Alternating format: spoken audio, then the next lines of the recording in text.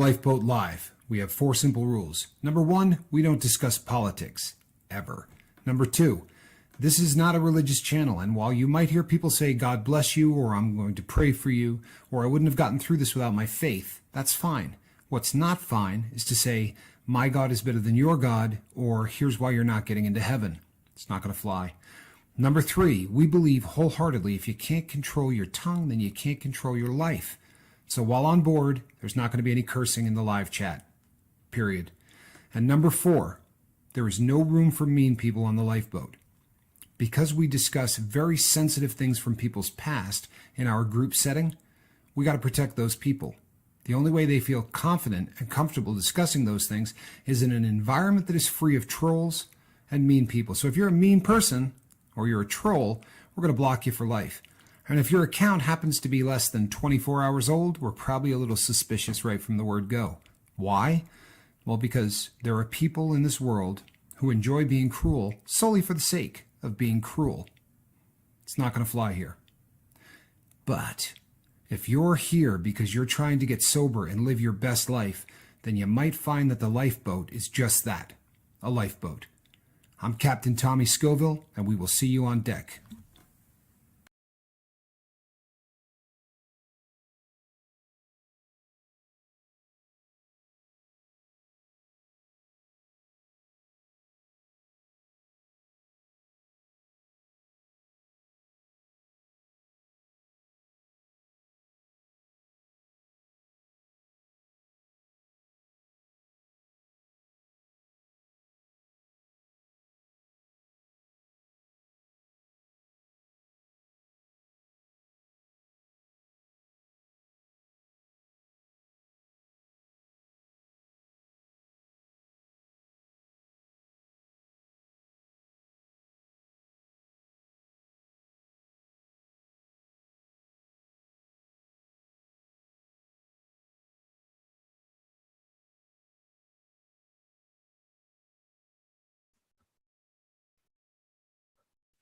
Hello, everybody. I'm Captain Tommy Scoville, and you are on the lifeboat. Well, as you could tell by the intro, I am back with my bobbleheaded partner back after celebrating his 29th birthday again. Yeah, it's good to have Mark back. And I apologize if yesterday I wasn't intending, if there was any kind of ranting going on about the fine people at YouTube. I apologize for the rant.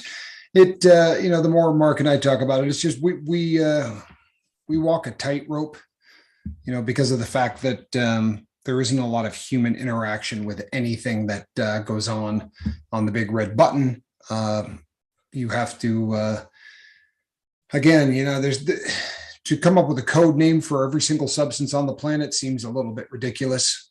So what we'll probably do is just keep doing what we're doing and allow them to keep telling us that advertisers wouldn't want to go anywhere near these videos. We never had much of an intention of buying Ferraris off of our fine work here on YouTube. So we're not going to, lose a lot of sleep over it. It's frustrating to have people think that what we're doing is, anything other than what we're doing. That's kind of the rub of it, but it is what it is. And if they don't like that, I'm sure they're going to love tonight, because tonight we're going to be talking about the rituals that are most often associated with drug use. And this is an important subject matter. I think we talked about this, but I think it was probably back in like August of last year, if not maybe September. But it's been a really long time since we visited this subject matter, and it's something that I think really affects people in sobriety, especially when they're first, starting to break away from the substance of choice. There is so much associated with what we do. And I don't just mean the actual act of using, although that's usually what most people associate when they talk about ritual. That's what they're talking about, depending on what your particular ailment is. Obviously, the rituals are different, and but they are something that is a psychological anchor to the habit itself. It's one of those things that we've talked about so many times here, but just the start of the ritual usually releases the chemicals in the brain that start to make you feel better. So, depending on what it is that you're doing, obviously, if it's the one of the ones that jumps out, and because it has evolved so much over the years, would be the use of cannabis. Because when we were growing up, that process was a little bit different. Because believe it or not, if you're not of a certain age, that stuff used to have seeds in it, and there was a whole process of actually like removing those seeds to ensure that they didn't end up, popping when fire got put to them and burning the clothing that you were wearing, which was often a dead giveaway for parents and such. But there was that whole process of taking a record album and putting the stuff on top of it and breaking it up. And there's a social element to a lot of the rituals that we do, and it's one of the things that, again, it's an anchor to the particular habit. And very oftentimes, it's one of the things that people have, one of the most difficult times breaking away from. But I wanted to talk about rituals that go above and beyond that, because the actual act of using your particular substance of choice is something that, even if it's something that has a very prolonged and protracted ritual, what comes to mind for that would be my previous substance of choice, because the act of ingesting heroin into the system is a long, drawn out process. And if you're doing it intravenously, there's a lot that goes along with that. There's the act of throwing the stuff into a spoon, putting fire to it, making it into a liquid, drawing it through cotton. And then there's that part of the ritual where the pain comes in. And there is an endorphin rush that comes just from that pain. And you hear, if you ever talk to somebody who has been in the life, you'll never come across anybody that will tell you that they haven't injected water at some point in their during the time that they were using. And it's just because that ritual itself has such an effect on the body that even if there was nothing else there, it would buy them a little bit of time. Psychologically, the body would still react the very same way, even if there was nothing in there. And this is kind of fascinating, because there was a study done years ago, and I know I've talked about this on at least one other show, but in north of our border in Vancouver, they came up with a concept of trying to keep the drugs out of Vancouver by basically barricading the harbor, because most of the ways that the drugs were coming in was by boat. So they started to actually put up almost like a barricade, where before a boat could touch down in the harbor, they were going over these with a fine-tooth comb. They were literally like taking these boats apart, making sure that nothing was coming into to the city. And obviously, people always find another way, right? So, but during that brief interval, the amount of substance, the amount of actual drug in the street, issue of heroin dropped so dramatically that there was a point where it was less than 3% of the drug that people were buying actually had any drug in it. And the crazy thing is that you would think that during a period of time like that, where it gets to the point where there's almost no heroin in the heroin, that this would be a problem. And for most people, it wasn't. I mean, the mind was playing such a game because of the ritual and because of all of the things associated with this, that these people were basically, shooting baby laxative, but going through the withdrawals when they didn't have it, getting that feeling of getting well when they did have it, in spite of the fact that there was almost no drug whatsoever in their drug. There is so much associated with ritual and what it does for you. Aside from the actual using, there's a lot of rituals that are tied to the drug game. One of the ones that you hear people talk about the most is the people doing methamphetamine. There is so much ritual assigned to that substance. And the reason is people who do it stay up for days and days on end. So there's a lifestyle that goes along with this substance that really starts to wreak havoc when someone tries to quit. It's not just a matter of having the substance in the body. All of a sudden, there are things that you're going to be doing that you quite simply have not been doing. For instance, sleeping, right? If you're a person who's been, and I'm going to use this term, I hope it doesn't offend anybody, right? But the term is tweaking, right? Everybody has heard this.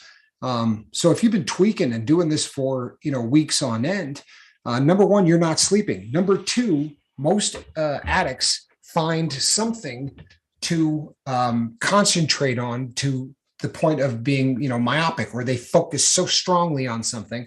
That's usually the reference to tweaking. I was tweaking on a VCR, or I was, tweaking on an automobile, where somebody will go out and, spend, 40 hours underneath the hood of a car, not eat, not sleep, not do anything, and just go in there and start, working on things.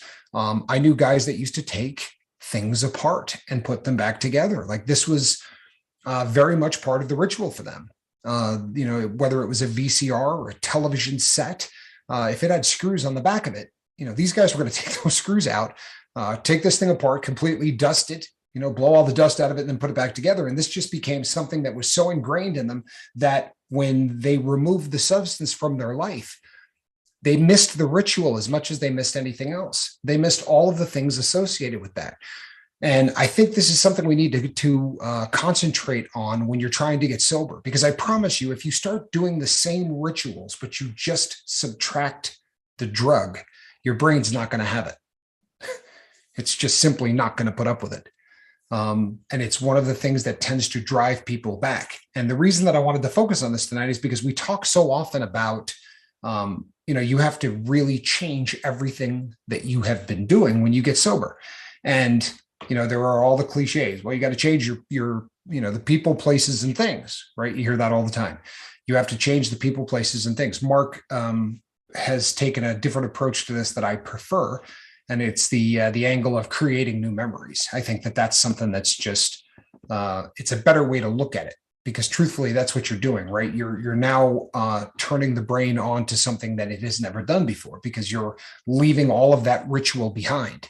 I think that holding on to these, to the lifestyle rituals associated with your substance of choice is one of the most dangerous things. And I see it constantly. I talk to people who are in the process to try to get sober, and I say to them, well, what are you doing at night?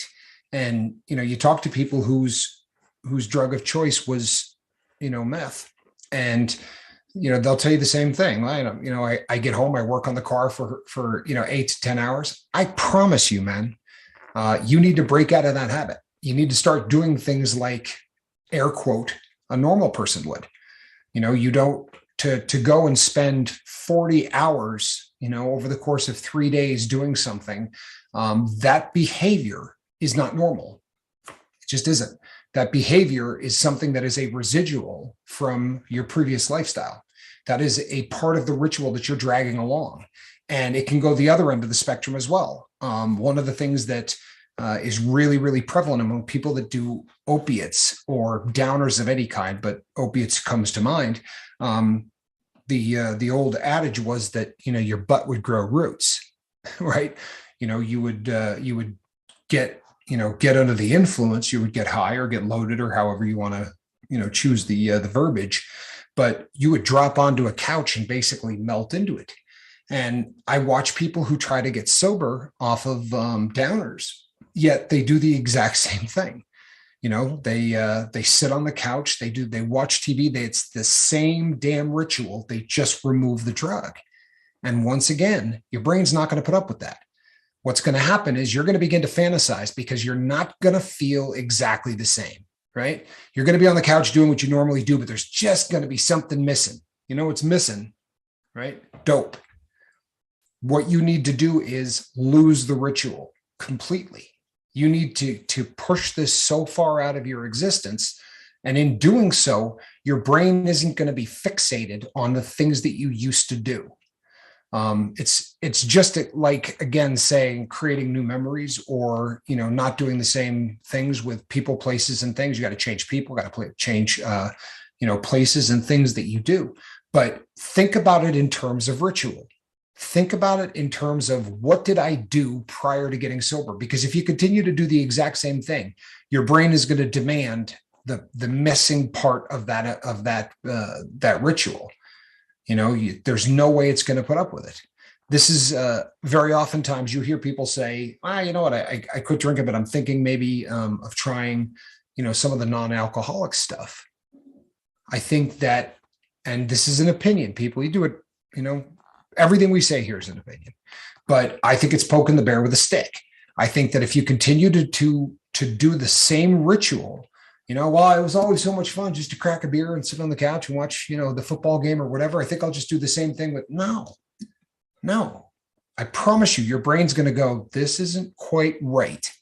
And when the brain starts saying this isn't quite right, it will fixate on what it thinks is wrong. And then that becomes what? Automatic negative thoughts. That becomes ants. It may work twice. It may work 3 times. And then you're going to find yourself staring at that thing in your hand going, you know what?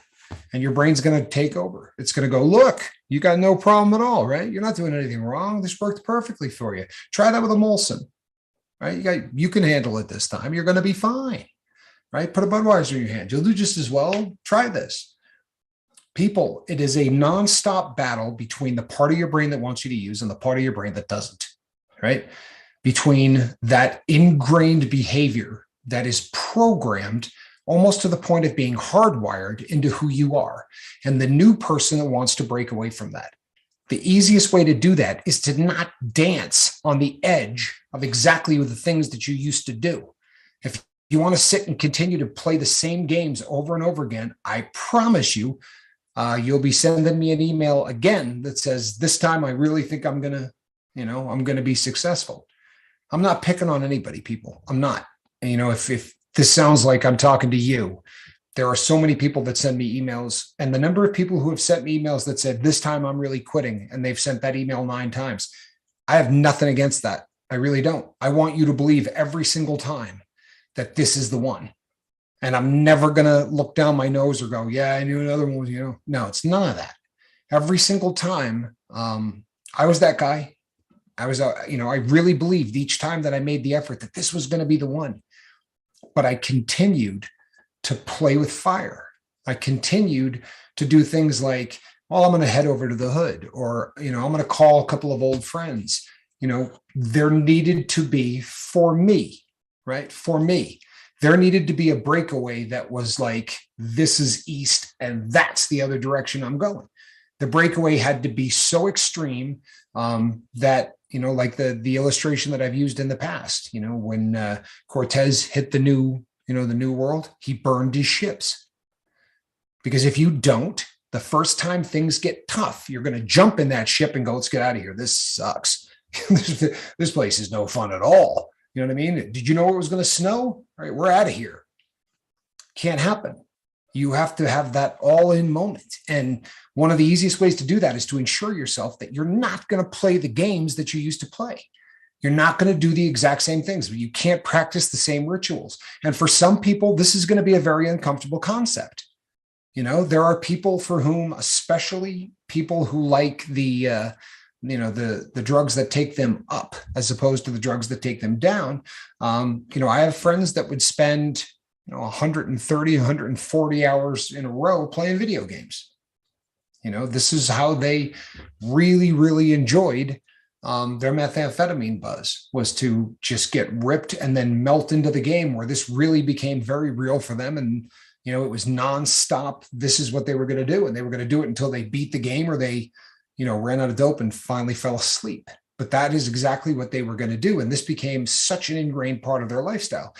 If you think you're going to quit and then go sit in front of that video game and try the exact same thing again, and I'm just going to, I'm going to keep doing the exact same thing, your brain ain't going to have it. I promise you, your brain's not going to have it. You can't keep doing the same rituals and expecting a different result. We all know the cliche, right? It's the definition of insanity. If you continue to do the same thing and you think something different is going to happen, right? If you add 1 + 1 and you think this time it's going to say 3, right? You're delusional. And that really is what you're doing if you think that you're going to drag all of the rituals from your previous life along with you. And if you say, well, Tommy, I love playing video games. Okay, good. No problem. But you're going to play them differently.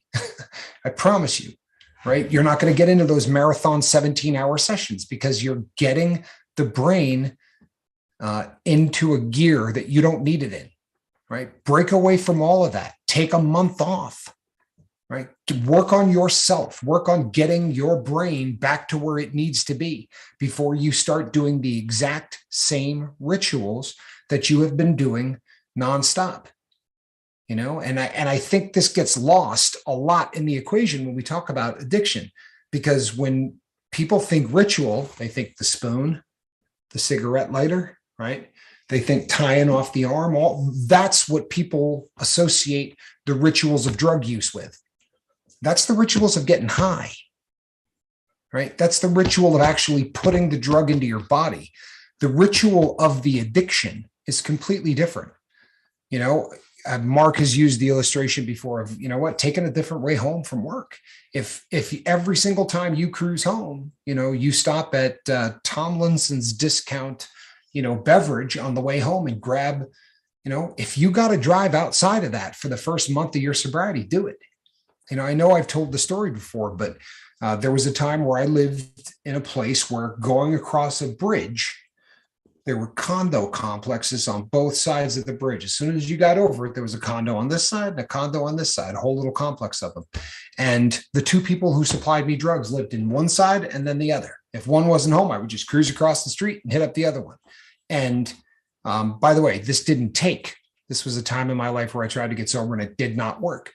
But when I was truthfully trying, my friend and I, who worked, the two of us worked together, we would drive around a lake that was about 5.5 miles out of our way to go to work. Because if we took that Causeway Bridge, if we took that bridge that went over it, we were done. There was no chance in hell we were going to get to work without stopping and grabbing something. It was just such an ingrained part of the behavior that even after we did get sober and we were actually doing well, he said to me one night, you know, I'll be over in about 45 minutes. And I said, you know, 45 minutes? He said, I can't go across that bridge. I said, you still think you'll use? He said, no, I have to stop and use the bathroom. For real. The brain is you get so hardwired, and anybody that's done, you know, certain hard drugs knows this phenomenon.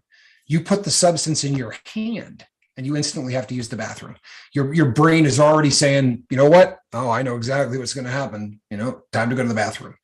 And it really should tell you just how powerful an instrument this thing is, right?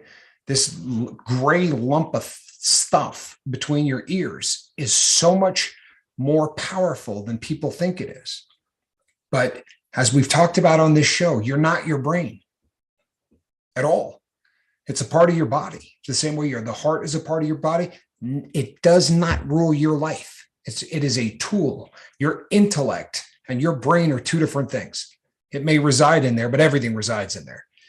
The hardwired part of your brain, right, that you have got tied into ritual and addiction and use and all of those things, it's not on your side. Listen the next time Niall is talking about this, right? Because he's as eloquent as anyone I've ever heard describe this. And he really has done, you know, wonders in terms of, you know, describing that inner battle that goes on between the rational part of your existence and that part of your brain that just screams, feed me. I know I've beat this to death in the last 3 or 4 shows, but it really, really struck me. You know, sobriety is facing your demons. You don't get rid of them. You walk with them. You learn to live with them and you learn to move on. And I think that if that's going to be a mindset that works, then you're not going to get there by doing the exact same things day in, day out, right? Monday, you do all of these things. Tuesday, you say, well, I'm going to quit. And you do the exact same things that you did on Monday, right? Same lifestyle, same everything. The only difference is I am going to subtract blow, or I'm going to subtract alcohol, or I'm going to subtract, you know, opiates. It's not going to work. This really ought to be painfully obvious. But the reason that it's a difficult thing is because ritual, there's a reason that that's the term that's used, right? If you look up the definition of what ritual means, anything that you do ritualistic, it becomes hardwired. It becomes so ingrained as a part of who you are. I realize it's a difficult thing to break that away, but why not try at the same time that you're putting down your drug of choice? Since you're already starting with a pretty tough climb, why not make that climb, all in moment and burn your ships? Because I promise you, people, this is, in one way, this is as basic sobriety 101 as anything you will ever come across. But on the other end of the spectrum, it is very easy to become addicted to parts of your behavior that you will not associate. You know what I mean? Like, I'm going to go to the casino. I do that. It's got nothing to do with getting high. If every single time you've been to that casino, you were high, it's got something to do with getting high, whether you realize it or not. And it's just one illustration, but you understand where I'm going with this. If you do the same damn thing every single time you use, it's part of using. It is a ritual now that is part of the entire process of you being strung out. It's part of the process of you being a drug addict, and the everything we talk about in theory, right? Everything we talk about is designed to up your chances of success. You understand? Everything here, the idea is to up your chances of success. We've never lied to anybody on the lifeboat. The chances of success, the deck is stacked against you, right? Doesn't mean you can't do it. Everybody here is doing it, right? We have a group of people that are making it happen, but you don't want to intentionally put roadblocks in place of your sobriety. You don't want to intentionally make this more difficult than it has to be. And if you are holding on to one of those pet rituals that was part of your drug use because, well, it's just part of what I do. You know what I mean? It's part of who I am. No, it's not. It's part of your addiction. Who you are and your addiction are two completely different things.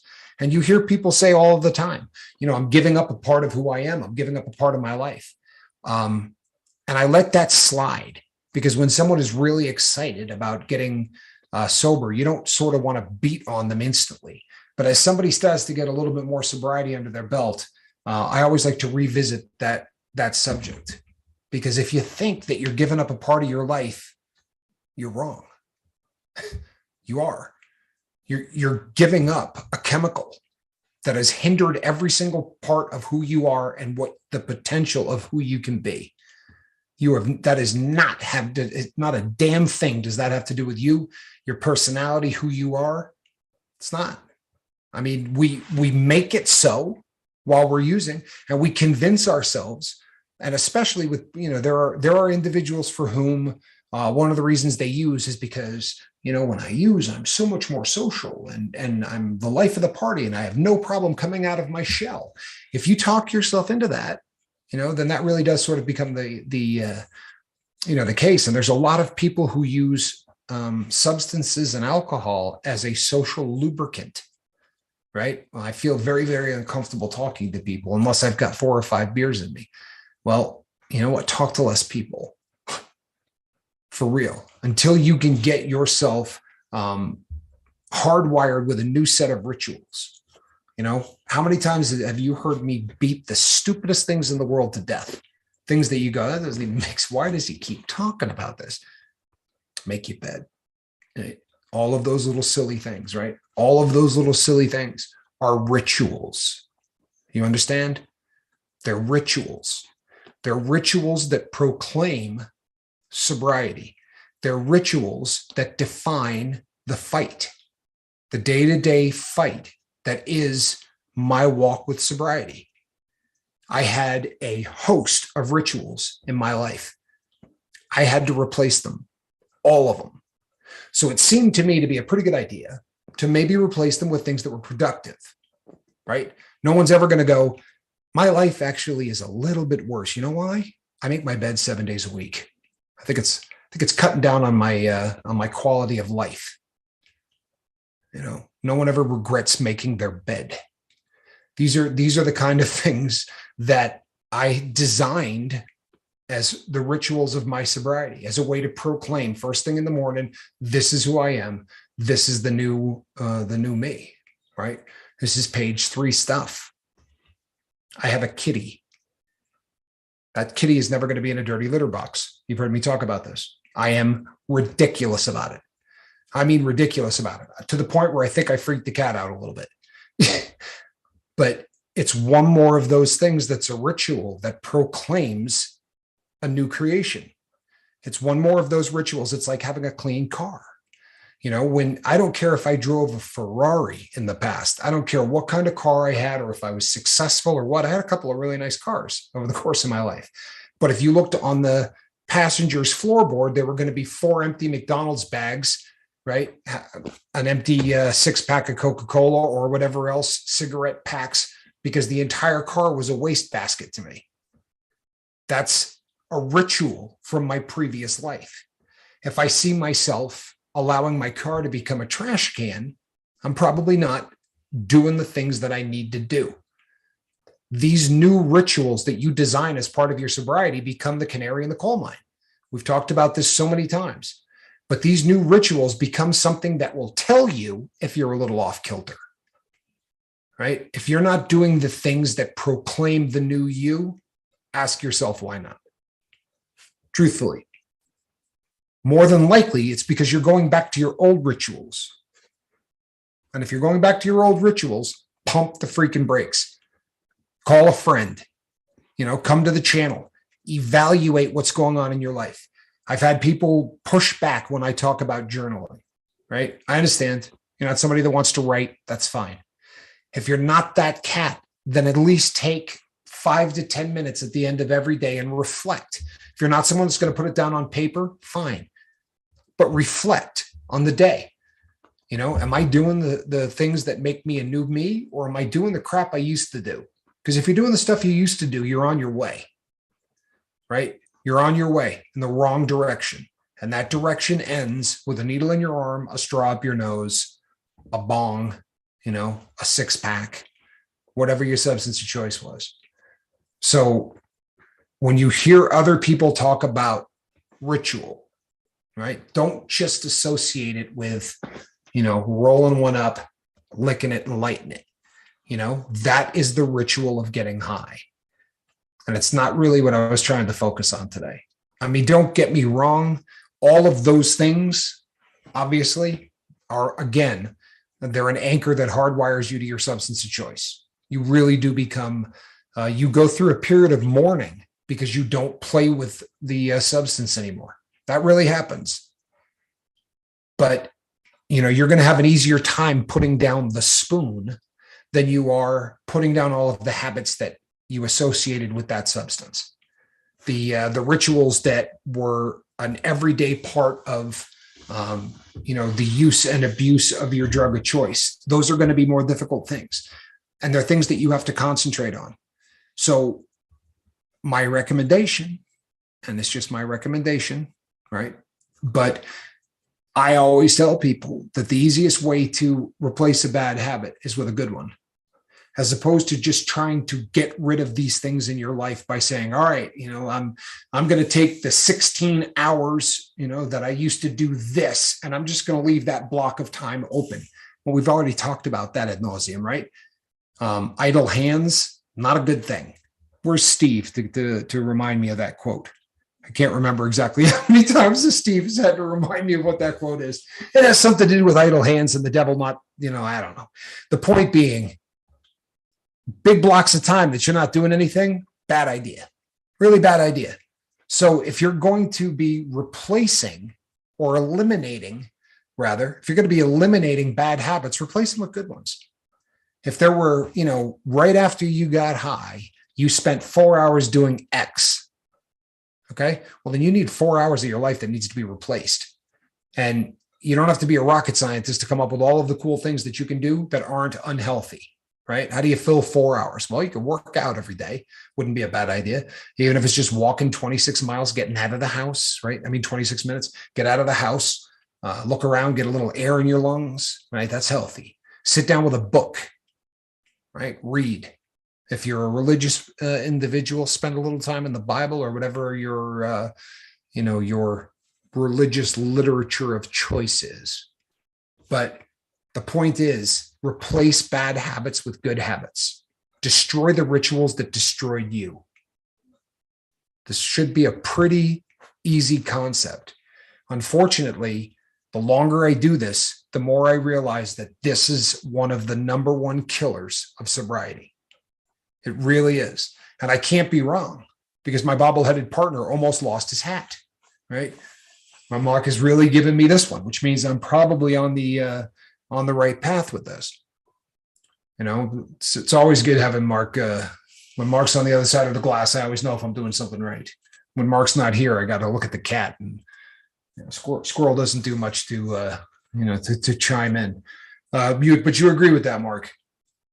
I agree with that. Yeah. Everything you said there, I agree with. It's it's not so much about a routine. I don't want people to miss that, because I don't think you're talking about a routine. It's part of it, but the whole ritual that you're speaking about is what led up to the actual usage, and you repeat that, whatever that is emotionally, I think is more along the lines of what you're trying to hit here, and that's definitely a thing. It definitely is. And you said something earlier about a mourning process. Oh my gosh, guys. The sooner you guys can grab a hold of that concept, the better off you're going to be. Because, just like, and I know I brought this up here lately with my friend losing his son, just like when you go through that, losing a physical friend or a person or whatever, your drug of choice, when you're with that drug every day of your life, multiple times a day, for 10 or 15, 20, 30 years, do you not think you're not going to mourn that? You will. And if you can mourn it, guess what? You can get past it. Because you have to go through that cycle. You have to go through that process, and recognizing where you're at in the process is key. And the ritual is actually, that's pulled, I put a graphic up a minute ago. I'm not sure if you've seen it, Tommy, or not, but it was basically just a cycle of addiction, but it had ritual in there. Okay, ritual is one of the key points that people bring out now. It didn't used to be that way. It's something that took a long time to figure out, I think, for people on the psychological end of it anyway. But this is such a great subject, and and it does touch on the routine part too, though, right? I mean, I know somebody that was trying to come off of Suboxone, right? What did they do? They took Listerine breast strips and put it under their tongue because it was like they were fooling themselves, Right. thinking that, it made them feel better. So I asked him, I said, don't that just burn the crap out of you, man? Because it had to have. I mean, there's no doubt about it, First time I seen him do it, I was like, what are you doing? And it was actually in one of my group sessions. Like, you put that under your tongue, man? I mean, really? He's like, yeah. He said, I do it when I, start feeling fidgety and stuff, thinking, And let me say something there, okay? That's not necessarily a horrible thing to do, okay? I mean, if it's going to get you past that anxiety for a second, work at getting rid of that part. And like Tommy said earlier, if you make a conscious effort to get rid of that one specific part, you can replace it with something else. And it's just like when you're coming down off of any drug, you have to do it in a time frame that's comfortable for you, because if you don't, you're going to stop. You're going to quit trying. And so that goes to even just the little things that we just talked about. It really does. You really have to micromanage that. And I know it sucks. It sucks bad. And not, for me, I'll just share with you guys that one of mine is the finish line. Nobody knows where that finish line is. Most people themselves don't even know how to get to that finish line or even know that it's there. And when you don't, I guess what it does is, and that's why it's important for a recovering addict to set goals, because that's what it is. You got to have some sort of goal to keep progressing forward. And if somebody could have told me that on this day at 3 o'clock and 15 seconds, you were going to be done with all this, even if it was 6 months or 2 years down the road, I would know, and I could work towards that. It's hard to work towards something without having something there to work towards.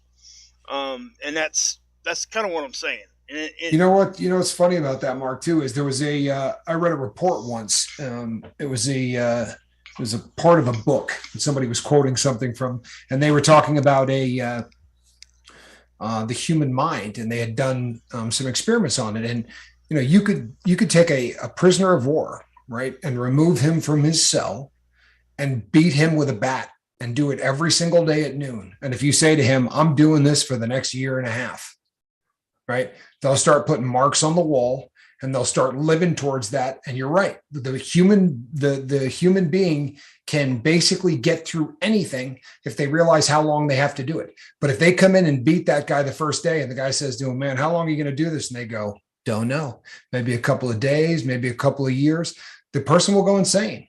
I mean, this is something that has been studied. We don't do well when we have no idea how long something is going to last. And I think that you hit on a pretty solid point, because it is one of the things that it's the unknown. Even if I were sitting there with you the first time that you tried to quit and have been through it, or you were sitting there with me and you've been through it, you can tell me a little bit about what's coming, but it's so unique for every single person. I've watched guys kick in 2 days, and I've watched guys that took 3 weeks. It's just, there's no way to really predict. And that's just the kick part. This is a process, people. And the mourning part of it, as you mourn your substance of choice, all of these different things, there really is not a finish line or a time frame on any of these. And I think that does make it tough. It's a really good point, Mark. Yeah, I mean, and I think what it does, and what I've noticed in my own psyche, is that when you're experiencing that, when you're trying to get to that goal, and if you don't know where it's at, you can't like make check marks or X off you've been this far. So what does that do? It takes some of the hope that you had gone out of there. Your hope is not there. And you have to have hope. If you don't have hope in recovery, you're done. Honestly, in my opinion. And so if you're doing stuff that is making you question that at that level, you have to consciously recognize that and know. And everything we're saying here, guys, this is a normal thing for people going through addiction, and that's why we're talking about it. I don't want anybody to think that it's crazy that they did whatever they did for the ritual. Right. And nothing's crazy if it gets you out of that. I don't care what. And again, I have to preface that by saying that my opinion, right? Yeah. We say at the beginning of the show, and I know me and Tommy probably say a lot during, but we do want to stress that, because we do wholeheartedly buy into the fact that everybody's recovery is a different path, at least a little bit. No question. And we're not here setting time frames for people, right? We're not going to do that, because here's one of the biggest reasons I see it across all genres of everything that anybody watches. If anybody out there sets a date, let's just pick a date, and then it doesn't happen by that date, what's that force us to do? Automatically, you start losing confidence in that. And then you got to move the goalposts. You got to keep moving it. It's like, what are you doing? Yeah.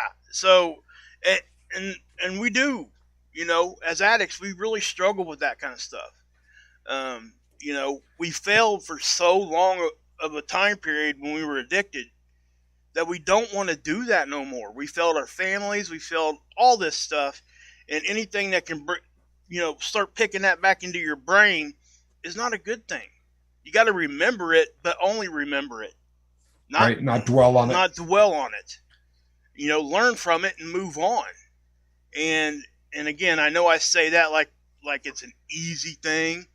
No, it's not. I know that sometimes I kind of come across that way, because I just been in recovery for so long. I speak that way sometimes. It's not intentional. Anything I've ever said here is not easy. None of it. There's very few things in recovery that's easy. And like Tommy said earlier, when somebody's in early recovery, you really can't say that to them, because if you do, you're going to scare them. And it kind of sort of something that Alan Ballantyne just said too, Mark. Alan said that he thinks it's important when you're setting goals to not set goals that are unattainable, because it causes you to, the depression of not, hitting it out of the park. And I think that really is kind of key. We one of the things that we do, I would say that this is actually a ritual for almost everybody who gets sober. Once you start to get a little sobriety under your belt, you start looking at all of the different areas in your life you think you can improve, and everybody starts to set goals and make lists of goals and things like that. I do think it's essential. If you're 300 pounds and you want to get down to, you want to lose 120 pounds. If that's what you set at your goal, when you're 30 pounds in, you're going to feel like you're failing. If you say by such and such a date, I'd like to knock 10 pounds off, when you get there, it gives you momentum, as opposed to, setting these, goals that are really, really sort of difficult and, incremental, I think is the word, right? And I think I guess it could be said something like, how would you say that? Under promise, overachieve. Right. Yeah. That's definitely the idea. Don't start setting goals that are just beyond the realm of possibility when you're first starting, or things that are going to take you 4 years to achieve. You know what I mean? If you want to grab a college degree, that's a 4-year process. But if you set a goal and say, you know what, I'm going to take 3 courses this semester and I'd like to get B's in all of them, and you start doing it in incremental. But all of these things, setting goals, doing all that are all part of what I was talking about, of sort of a ritual of the new you. You know what I mean? Most of us, when we were in our addictive life, were not, big on setting goals and then following through on them. That's not something that most addicts spend a lot of time doing. One just quick shout out to Swiss Vape, who is just hit the 4-week mark. So wow. Awesome. Well done, Vape. Job, so man. Proud of you, brother. So proud of you. That is job. Just absolutely awesome. It really is. And Jacob Forster had a comment that I love too. Go figure. Go for it. But Jacob Forster was talking about how, if there are people that spent a lot of time sort of hyper focused, the tweak type behavior, that one of the ways that people can work on for habits that are healthier is to spend some time in meditation. And I'll be really honest with you. I think that that's a great idea. I really do. If, I think a lot of people get intimidated by meditation. They feel like it's a difficult process to try to sit for 10 minutes and not have a thought. But it really, you find yourself thinking about bills and you're like, oh, damn, I'm not any good at this.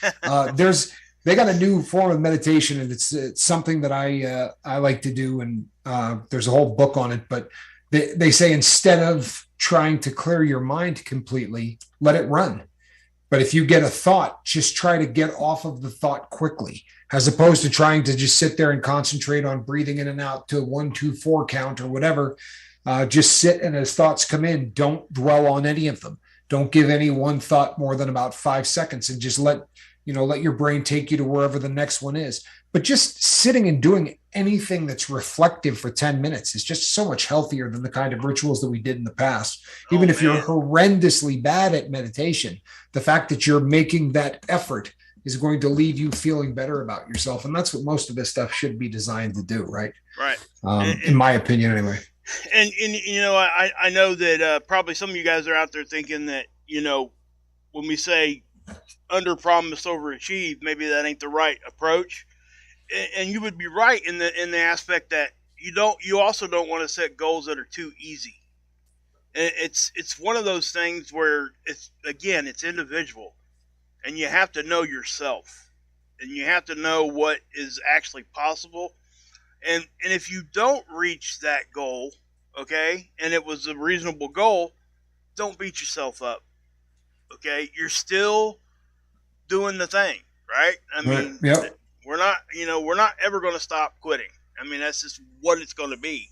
And the quicker people kind of understand and realize that, the more healthy that you're going to become.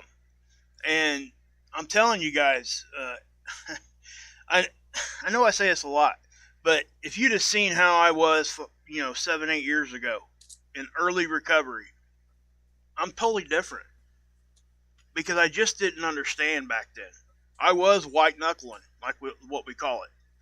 I was sitting back romanticizing about stuff, and it made it so much harder on me. And just like when I was in the addiction, I was able to hide that. Not many people know that, but my wife, that I was still that way, and like thinking, because I can't tell you how many times I looked at her and said, "Did I just trade one drug for another?" And it's because I didn't understand. I did not fully understand what was going on. And that's why we're here to help people understand things like that. That's why we bring doctors on. That's why we do these kinds of things, so people cannot have to go through that long process. At least we can help with that, and you might progress a little bit faster and in a more healthier way. And that I did. I struggled a long time, and me and Tommy's talked about this with trading one drug for another. That whole mind thought, I had to figure out that that's not the correct perspective, and it took me years, right? I don't remember, Mark. Maybe you can help me with this, but I don't remember whether this was something that the doc said just to you and me right before we went live, because we had, people before and this happens with most everybody we interview. There's a 30 minutes, 20 minutes, whatever, where we all just sort of sit and sort of dice it up before we go live. And I don't remember whether this was his answer to just you and me or whether this was his answer live. But, right before we went, because the doctor doesn't know what's coming. He's got a couple of guys that, are recovering addicts. We're not, we don't interview people professionally. Certainly this isn't what we do, in real life. So I think he was probably a little nervous about where it might go. So we were just giving him an idea of some of the questions. And I said, a lot of people talk about, trading one drug for another on that.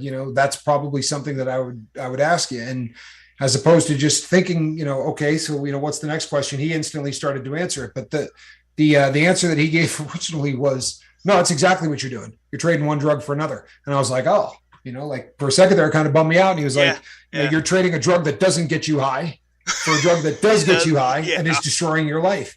And he's like, in my mind, I think that's a pretty good trade. Was that just you and me, or did you do that on the air? I think that was right before we went on.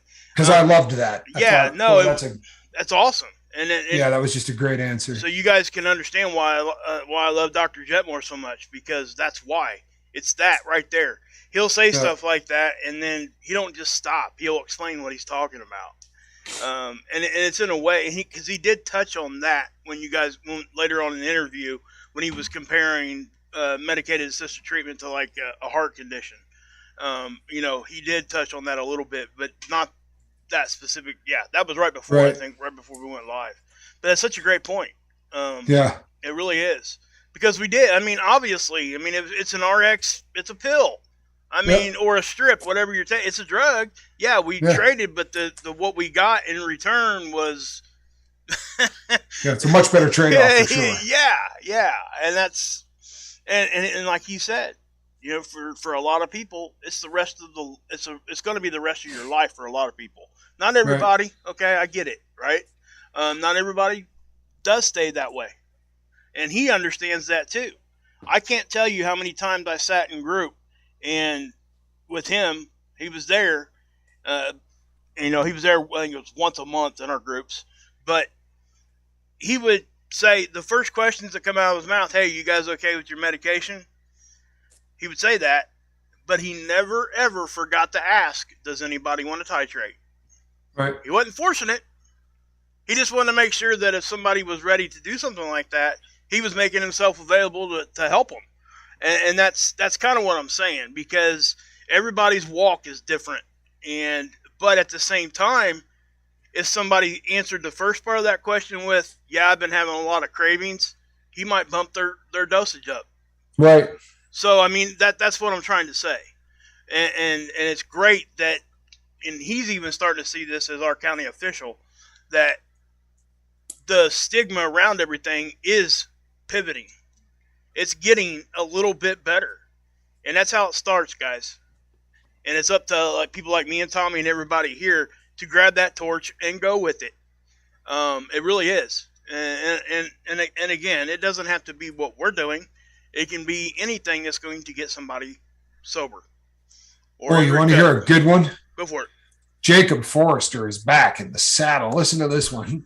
Strategy is the plan for the whole battle. Tactics are taking on each objective with different approaches and options. Short-term goals are the tactics that build the win. Wow. That's a screenshot for the Jacob Forrester Cool Things Jacob Forrester Said book that I'm putting together. Well played, Jacob. Seriously, good stuff. Heck yeah. He's a poet. Didn't know it. True story. And M. Hunt says, I'm back for a second. Love you guys. Be good, Captain. Thanks so much for the support. See you guys soon. Mr. Hunt, so proud of you, man. I don't know how to. Yes. It's difficult to even put into words, man. Without, sharing the entire world. He's been emailing back and forth with me on the regular. And you know what, people? He's winning. He's winning. It's awesome. And could not be any more proud. I'll tell you, this is the gospel truth. I got an email from him last night, and he said that he was feeling like he was on top of the world. You know what I mean? Just, he's going through it, obviously, because it's early on in the quit, but that he just felt great about what he was doing. And I was in tears. Really was. It was just a really beautiful thing. I've been praying for that man for a very long time, and it's awesome to see him killing it. So proud of you. Really proud of you. That's good stuff. That's right. That's what we do. And Jacob Forrester says, difference between medicine and drug of abuse. If you're staying off the abusive drugs, you're taking a medicine. Well played. Yep. Well played. Yep. I love it when people get it, and what I love most about it is that I don't know.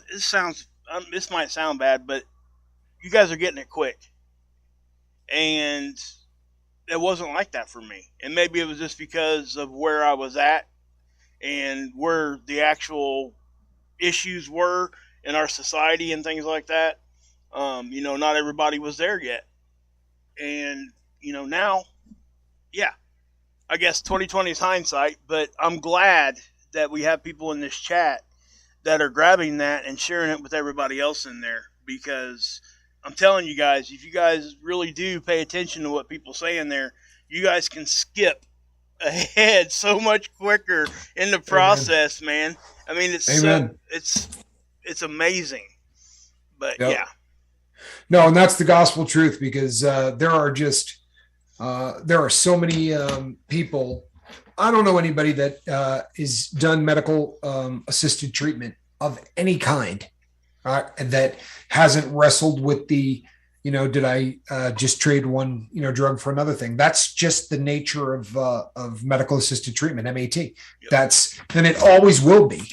But, Mark makes a really good point. The first time I tried medical assisted treatment, there was no buprenorphine. It was not it existed, but they weren't treating because that stuff was invented believe it or not, in the 30s.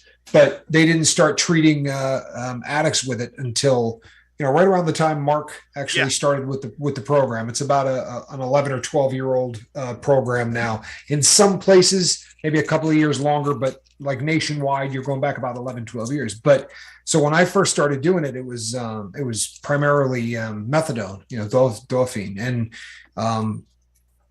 that for me was not as good of an option. But I remember, just the whole concept of the swapping of one for the other and really sort of wrestling with that. And then with by the time it started with buprenorphine, I was really, really blessed that the very first doctor that I worked with was just an absolute miracle. Like, this woman I was so rude to this woman. If you could have heard the first phone call that I had with her, it would make you believe in God that this woman even continued to talk to me, because she called on the phone, and I had, she was a psychiatrist, and I had about 4 of them. They just kept giving me one after another. So when she called, I said, I don't want to talk to you. Like, I just jumped down her throat. I'm not doing this again. There's no way.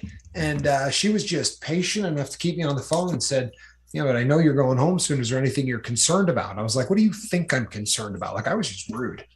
I'm Right. concerned about getting high. And, fortunately she was really, really patient. And, that process, which normally took 6 months, she was able to push through in 72 hours. There was just so many miracles with that whole process. But That's awesome. people, if you knew the before and after, you know what I mean? Yeah.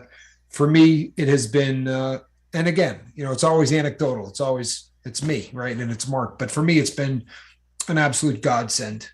This has Yeah, and been I would echo that because, and not that, I, even when I was doing my thing and in the life and all that, I never did go down that path of anger. It's just not my personality, I guess. But I'm going to say this: I watched people at the treatment center kick glass doors in, slam oh door. yeah. I mean, just stuff like that. That's what I'm trying to say is that those and anybody else in this world other than another addict that was sitting there would have never understood why. Okay, I mean seriously. They would say, "Well, he needs anger management or she needs anger Right. management." Yeah. No, no, no, no. They don't need that. They don't need that. They're not the one acting like that. It's the unbalancing in their brain at that moment that they just don't have the fuse long enough. And I'm telling you guys, if you give it enough time, that fuse grows and it grows and it grows till eventually it's like a Bugs Bunny cartoon. Uh, You have the road runner down there, and you got big long fuse before it blows up, and at every juncture there's little knockoffs where you can ditch out if you need to, and that's just kind of what we're saying, I guess. I mean, it's kind of the goal, I think, is just to yeah. get yourself to a place where you can recognize everything we just talked about. Because if you recognize it, then now you have a goal, and you can shoot for that goal. And it does. When you have a goal like that, and you start checking off the little stuff, that increases your hope that you can possibly get to the end. No question. You know what? We're getting close to the We're top of the hour. Yeah, Before I leave tonight, I would like to say that for everyone that was offering prayers last night for Charlie Mullen's mom, really appreciate all of that. It's good stuff, and she's doing well. She's doing considerably better, but let's keep her in our prayers. But thank God that it wasn't more serious than than it could have been. But let's keep her in our prayers. And Charlie, we're blessed to have you here, brother. We really are. I yep, hope I never lose sight of that, Charlie. We're really, really lucky to have you here. You're a great guy. yep. People, go ahead. Yeah, I would say this too, guys. I know that we don't go political here, but there is bad stuff happening. Everybody knows it, so I'd definitely keep those people in your prayers too. Amen. They're handing 13-year-olds AKs, Yeah. grandmas AKs in that city. So that's not. I mean, that's my God. But anyway, just pray for them, guys. That's all. Yeah. Good call. Good. Absolutely a great call. Those people definitely need our thoughts and prayers. So let's do that. And people, we're going to be back tomorrow night right here. Same bat time, same bat channel. We'll be doing this thing that we do. And I want to say thanks to everybody. The house is done, so my hands will start healing. I actually finished that darn floor today, so these things will stop swelling. I can go back to playing with watches and doing all that. So we will see you all tomorrow night. Between now and then, you know what we want you to do, right? Just one assignment. We want you to reach out and to try to save somebody, please. And of course, as always, this here, that's a cat in the basket. Good night, everybody. God bless, guys. God bless.